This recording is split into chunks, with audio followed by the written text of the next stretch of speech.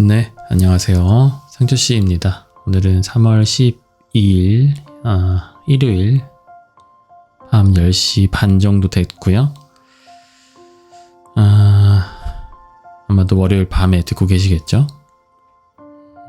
오늘은 일요일이지만 회사에 출근을 해서 일을 좀 하다 왔습니다. 프리랜서의 장점이자 단점이죠. 지금 회사에서 이제 파트타임으로 업무를 하고 있고, 업무 시간이 자유로운 만큼 평일에 업무를 다 못 끝내면 자유롭게 일요일날 일을 할 수 있습니다. 엄청난 장점이죠. 네. 요즘에 이제 육아를 같이 하고 있기 때문에 저한테는 굉장히 좋은 제도인 것 같습니다. 제가 일을 할 시간을 제 뜻대로 좀 정할 수 있다는 게, 다음 주에 인공지능 전문가 분을 모시고 인터뷰를 좀 하기로 했어요. 그래가지고 최근에 그 챗 GPT라고 아시는 분들은 아실 텐데, 그게 등장한 이후로 주식 시장에서 인공지능 관련된 회사들이 엄청나게 오르기도 하고, 여러 가지로 재미있는 일들이 좀 많이 있었기 때문에 조금 늦었습니다, 사실. 네, 이슈가 된 지가 좀 됐기 때문에 올해 초부터 계속 좀 이슈가 됐었던 건데, 사실 좀 더 발빠르게 모셨으면 좋았겠다 싶은 생각이 들긴 하는데, 회사 일이니까 저 혼자서 모든 걸 다 할 수는 없고, 네, 섭외 담당해 주시는 분이 또 따로 계시기 때문에. 근데 좀 아쉬운 거는, 저는 조금 더 일찍 관심을 가지긴 했었는데, 어쨌든 회사에 섭외를 해보자고 요청을 좀 빠르게 적극적으로 하지 못한 부분에 대해서는 조금 아쉽기는 하더라고요. 그런 상황이고, 그래서 회사 가서 인공지능 관련된 그분 인터뷰 영상들도 좀 많이 보고, 네, 그랬습니다. 자꾸 한숨이 나오고 좀 말이 붕붕 뜨는데, 오늘은 영상 녹화를 좀 안 할까 했었어요. 지금 약간 심리적으로 굉장히 좀 좋지 못한 상태이기 때문에. 의자씨랑 싸우고 그런 건 아니고, 제가 아시는 분들은 아시겠지만 재작년에 집을 샀었는데 집값이 많이 떨어졌었거든요. 네. 그리고 거래가 되진 않았지만 호가로 나와 있는 가격을 보면 또 이제 한숨만 나오는 그런 가격이었었는데, 다행인지는 모르겠지만 그동안에 거래가 없었습니다. 거래가 없었는데, 그래서 호가이긴 하지만 그냥 뭔가 아직 집값이 떨어진 건 아니야 라고, 그러니까 집값이 더 떨어진 건 아니야 라고, 이미 실거래가가 찍힌 걸로만 해도 집값이 많이 떨어지긴 했지만 더 떨어지진 않은 거야 라고 이제 혼자서 그냥 스스로를 위로하면서 멘탈을 잘 부여잡고 있었는데, 최근에 보니까 실거래가가 드디어 찍혔더라고요. 네. 최근 몇 달 사이에, 최근에. 근데 이제 그 가격이 정말 어마어마하게 좀 떨어져 있는 상태여가지고,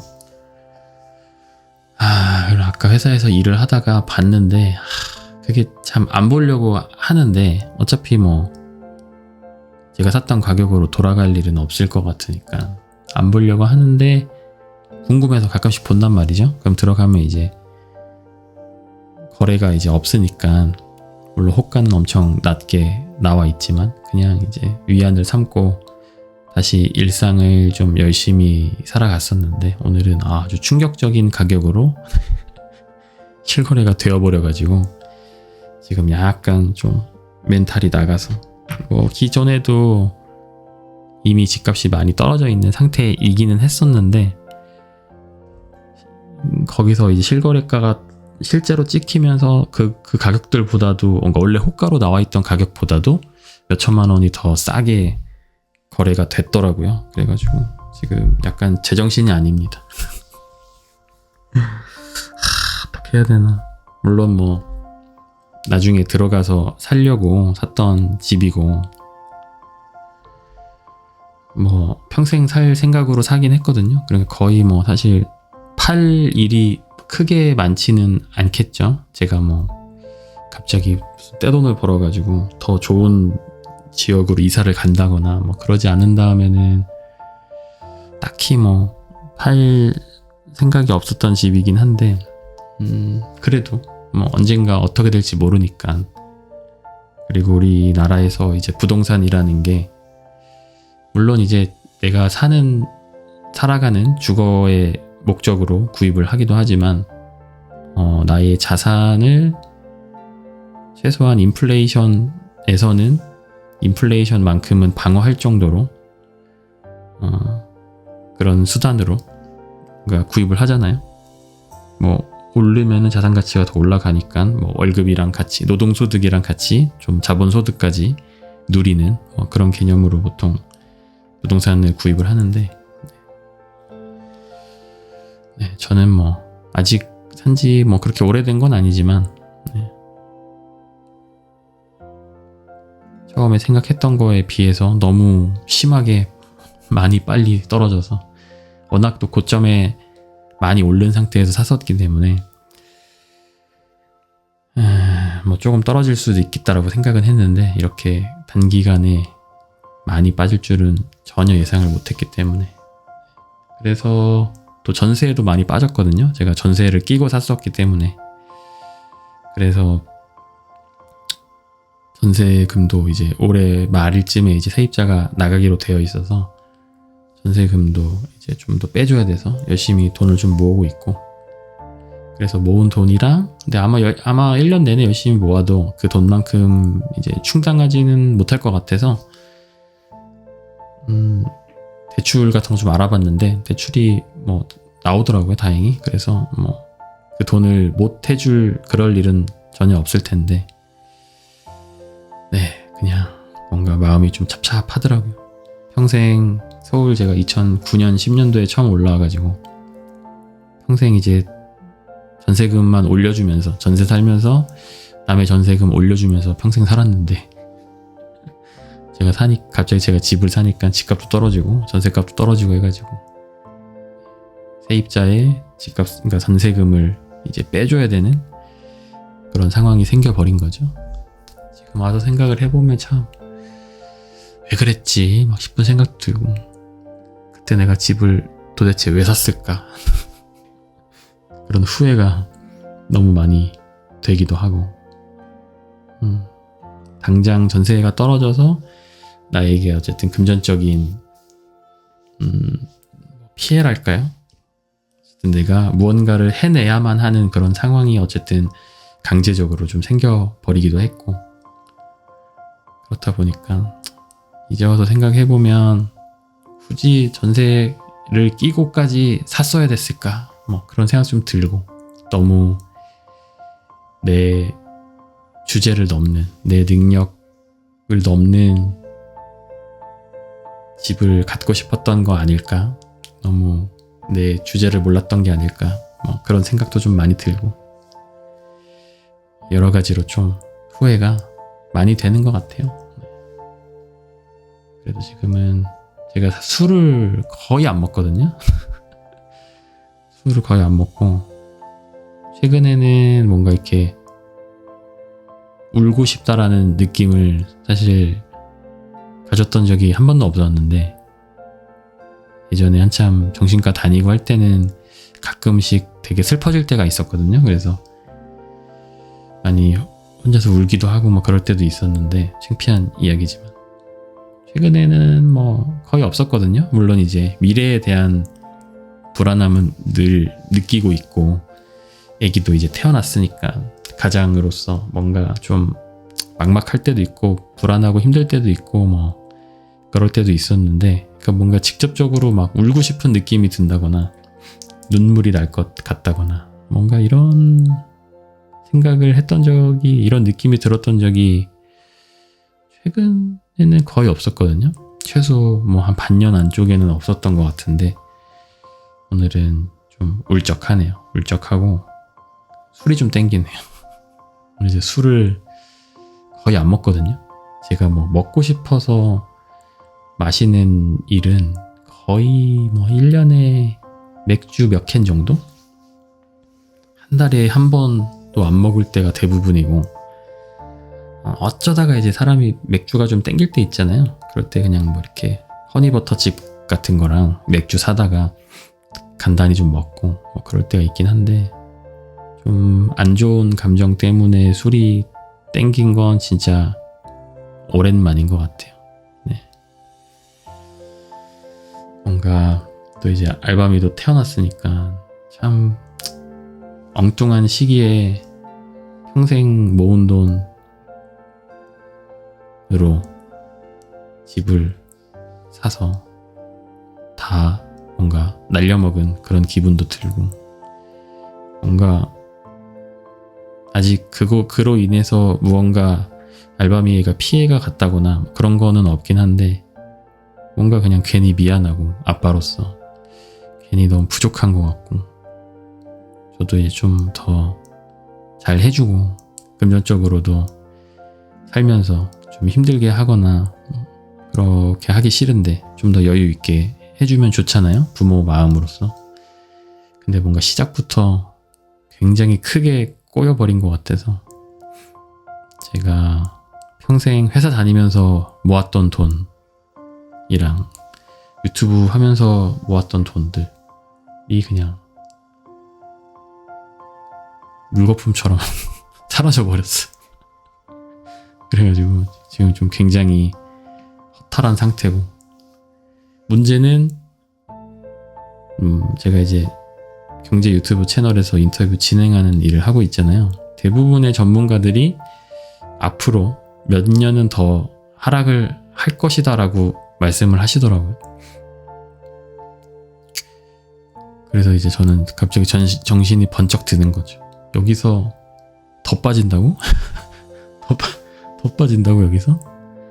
네, 더 빠지면은 네 얼마나 빠지고 언제까지 빠질지는 모르겠지만 제가 이제 전세를 끼고 샀으니까 제가 들어간 원금이 있고 전세금이 있잖아요.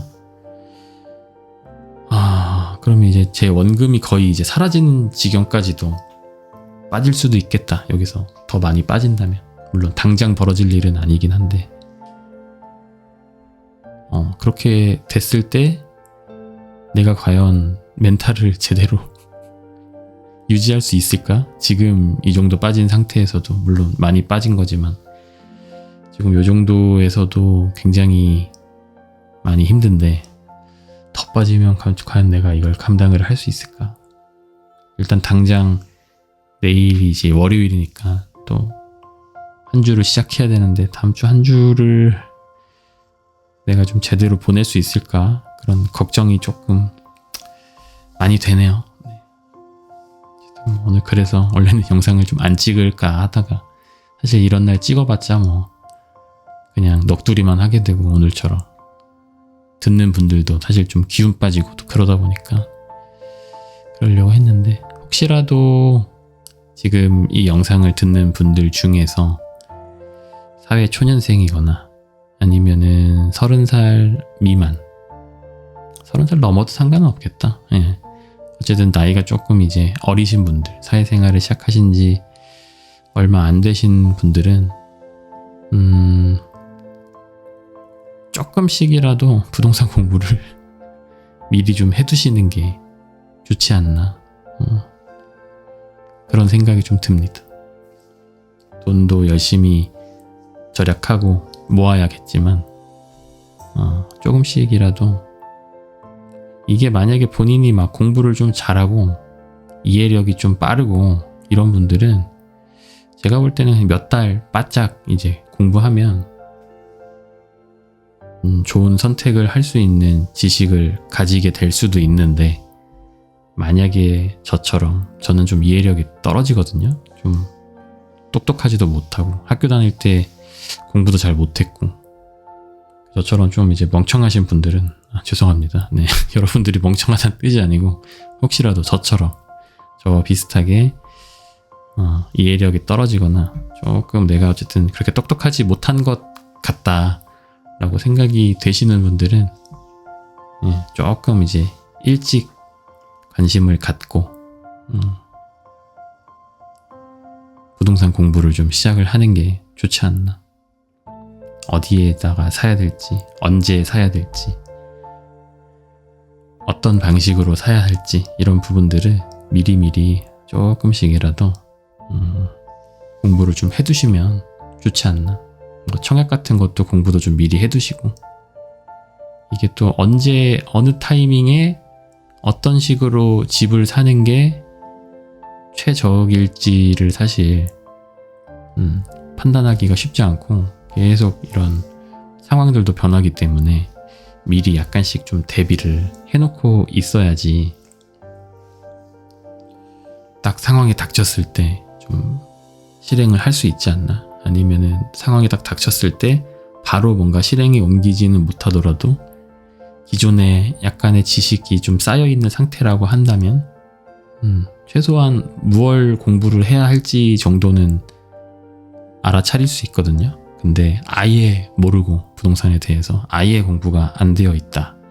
그러면 이제 그때부터 시작을 하려고 하면 이미 약간 기회가 올랑말랑하는 타이밍이고 지금 집을 사기에 적절한 기간인데 그때부터 시작을 또 하게 되면 사람이 또 조급해져가지고 안 좋은 선택을 저처럼 할 수도 있거든요. 그러니까 미리 조금씩이라도, 그리고 또 주식 공부든 부동산 공부든 사실 원래 본업을 좀 열심히 하는 게 사실 제일 좋긴 한 것 같은데, 본업을 열심히 해서 거기서 좀 성공을 하는 게 그렇긴 한데, 모두가 뭐 자기 본업에서 다 성공을 할 수 있는 건 아니니까 재테크 공부를 조금 일찍 시작하면은 좋은 것 같은 게,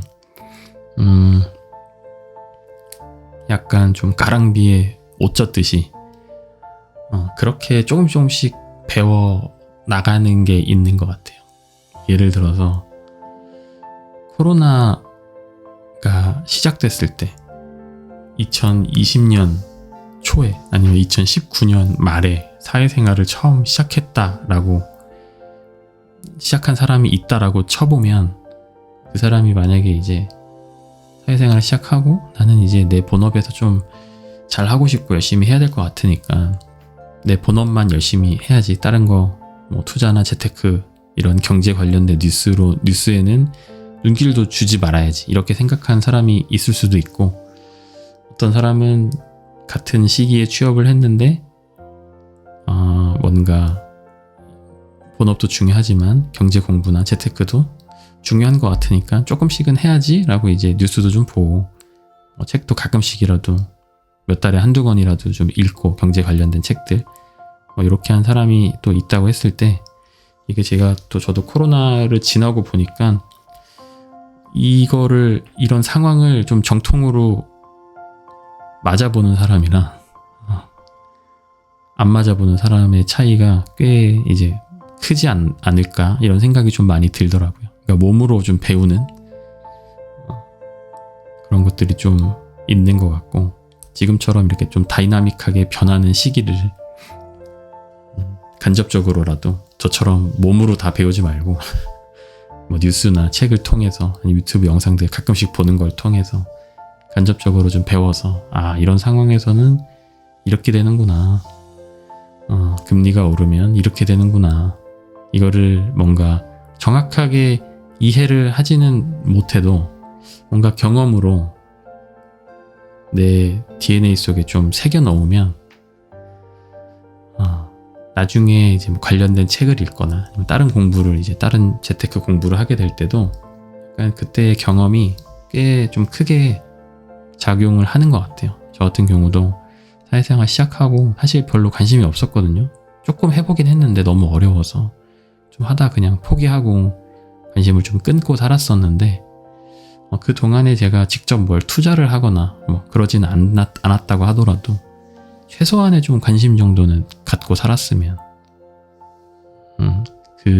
제가 지금 사회생활 한 13년 정도 했는데 한 10년 정도는 아예 그런 거에 관심을 안 갖고 살았거든요. 그때 좀 관심을 갖고 살았으면 뭔가 이번에 최근에 집을 살 때도 조금 다른 행동을 할 수도 있지 않았을까, 이런 생각도 좀 들고 뭐 그런 부분이 있습니다. 그래서 네, 보시는 지금 영상 들으시는 분들 중에서도 사실 재테크 공부가 저만 그랬던 거일 수도 있는데 되게 어렵고 잘 모르겠더라고요. 저는 사실 지금도 잘 모르겠어요. 네. 뭔가 이거 한다고 될까 싶기도 하고 되게 좀 힘들고 그런 거는 있는데, 이거를 좀 놓아버리면, 이걸 공부 안 한다고 인생이 망하고 그런 건 아닌 것 같아요. 그렇긴 한데 굉장히 뭔가 고달퍼져요. 뭔가 비효율적으로 남들보다 더 많이 좀 계속 뭔가 노력을 좀 해야 되고 일을 해야 되고 그런 상황들이 좀 있는 것 같아서, 저도 나름 뭐 그냥 그렇게 놀지는 않고 나름 일도 열심히 하고 회사도 열심히 다니고 그렇게 살았다고 살았는데, 올해 39이고 내년에 이제 40인데 뭔가 이렇게 삶이 제가 한 거에 비해서는 그렇게 뚜렷이 좀 나아졌다 이런 느낌이 좀 잘 안 들더라고요. 그게 뭐 여러 가지 이유가 있겠지만은 조금 이런 투자나 이런 자본에 대한 공부 이런 것들을 좀 게을리 했던 탓이 아닐까. 서두에 말씀드린 이 노동소득과 자본소득의 상승을 같이 함께 끌고 가야지 조금 더 이제 인생이 효율적으로 사라지는 것 같은데, 너무 이제 노동소득에만 좀 몰빵한 삶을 살아오다 보니까, 물론 이제 어떤 사람들은 돈을 굉장히 많이 벌면 노동소득에만 몰빵을 하는 게 오히려 나은 경우들도 있을 텐데, 그 노동소득으로 기반으로 그러니까 노동을 열심히 해서 뭐 사업소득으로 연결이 되는 경우들도 있고, 저는 뭐 그런 경우는 전혀 아니었었고 오로지 그냥 노동소득 원툴로만 하다가 집을 잘못 사서 그 돈 다 날려먹고 뭐 언젠가는 뭐 이 하락장이 끝나면 뭐 조금씩은 올라서 뭐 언젠가는 집값이 예전 가격을 회복하는 일이 있겠지만, 근데 사실 그 회복이라는 게 집값이 올랐다라기보다는 그 시기쯤 되면 그만큼 돈의 가치가 이제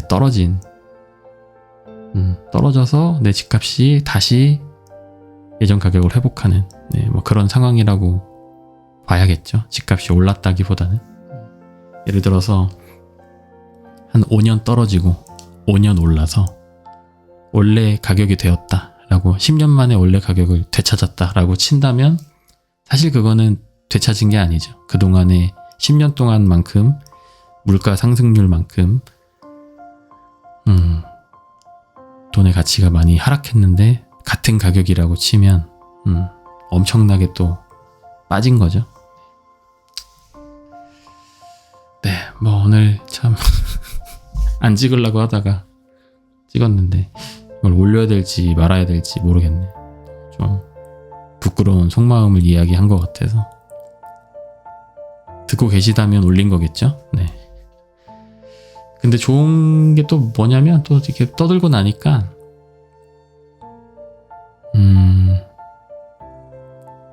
찍기 전에 굉장히 우울했거든요. 진짜 울 것 같았는데, 그 울 것 같은 느낌이 100이라고 치면 지금은 한 30 정도로 줄어든 것 같아요. 조금이라도 줄었죠. 네.